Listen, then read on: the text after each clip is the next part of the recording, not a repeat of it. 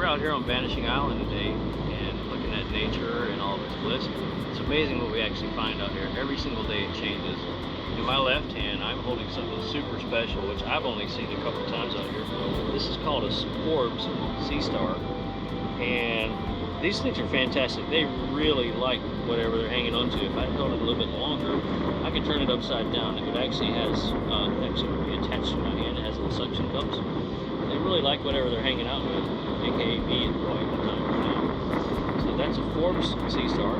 This one is your common sea star, and this is a really neat specimen here. This one is very large. Most of them we find out here are smaller than this, but this one is actually showing what it does naturally. It's this leg, this appendage right here, was broken off, probably by a seagull. They like these things in the wintertime because of a depleted food cycle out here, food source out here. And this one is regenerating. That's why these are pointy, this one's stubby. This one's actually been regenerating for quite some time now. Beautiful specimen. And the Forbes sea star is also very incredible.